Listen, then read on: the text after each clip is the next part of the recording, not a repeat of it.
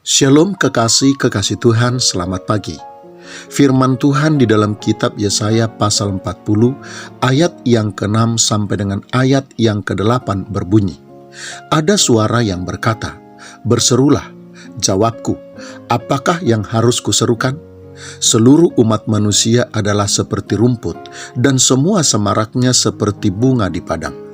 Rumput menjadi kering, bunga menjadi layu, apabila Tuhan menghembusnya dengan napasnya. Sesungguhnya bangsa itu seperti rumput.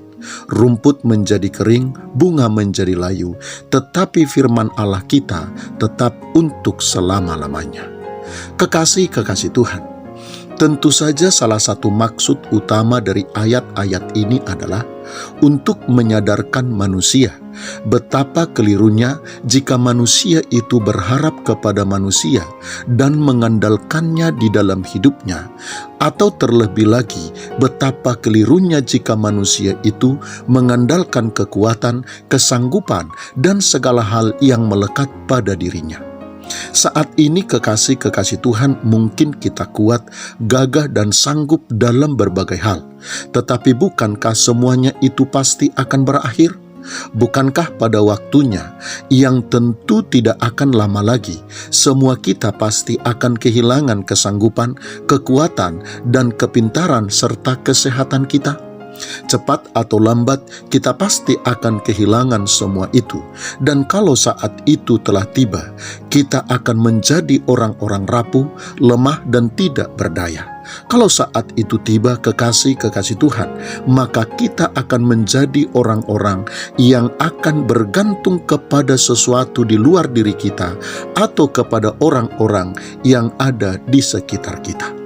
Masalahnya kekasih Tuhan adalah sejauh mana manusia bisa menyadari bahkan di dalam kekuatannya yang sempurna dan kesanggupannya yang besar yang dimilikinya saat ini masih terdapat kerapuhan, keterbatasan, dan ketidakberdayaan.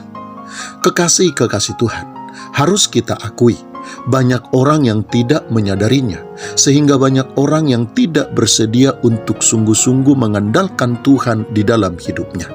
Banyak juga orang yang tidak menyadarinya, sehingga sekalipun akhirnya mereka mau mengandalkan Tuhan, tetapi mereka sudah terlambat. Mereka akhirnya mengandalkan Tuhan karena dipaksa oleh keadaan, bukan karena didorong oleh kesadaran yang benar tentang dirinya dan tentang manusia itu, bahwa manusia itu pada dasarnya sebenarnya seperti rumput dan bunga di padang, yang sebentar hijau dan mekar, tetapi yang sebentar lagi juga akan menjadi kering dan layu.